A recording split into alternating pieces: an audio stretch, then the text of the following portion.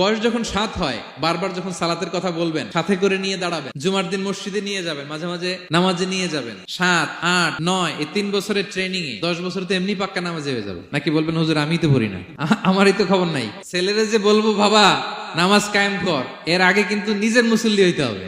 নামাজের ব্যাপারে no consideration, কোনো ছাড় নাই। সালাত আপনাকে পড়তেই হবে যে কোনো পরিস্থিতিতে। এজন্য 7 বছর বয়স থেকে বিশ্বনবী ওয়ার্নিং দিতে বলেছেন। 10 বছর বয়স হলে প্রয়োজনে রূঢ় আচরণ করো, শাসন করো, প্রয়োজনে মৃদু প্রহার করো। অনেক ফ্যামিলি আছে নিজেও নামাজি, ছেলে মেয়েদেরকেও নামাজের কথা বলে পড়ায়। জোহর পড়তে দেয়, আসর পড়তে দেয়, মাগরিব পড়তে দেয়, এশা পড়তে দেয়, ফজর পড়তে দেয় না। ফজর নিয়ে টেনশন নাই। কেন?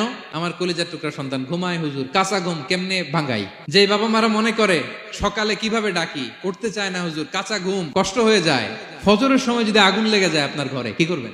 আরেকটু ঘুমা, কাঁচা ঘুম। দুনিয়ার আগুন থেকে রক্ষা করার জন্য যেমনি ডাকেন, উঠায় নিয়ে আসেন, জাহান্নামের কঠিন আগুন থেকে বাঁচানোর জন্য ফজরের সময়ও ডাকার দরকার আছে না নাই? দুনিয়ার আগুনের চেয়ে কমপক্ষে 70 গুণ বেশি তেজওয়ালা। বিষ্ণু বলেন নারুকুম তুকিদুন, যে আগুন দিয়ে কিচেনে রান্না করো, জাহান্নামের আগুন কিন্তু এই আগুন নয়। জাহান্নামের আগুন দুনিয়ার আগুনের চাইতে কমপক্ষে 70 গুণ বেশি তেজওয়ালা। তাহলে ফজরের সময় ডাকবেন তো ছেলে মেয়েকে?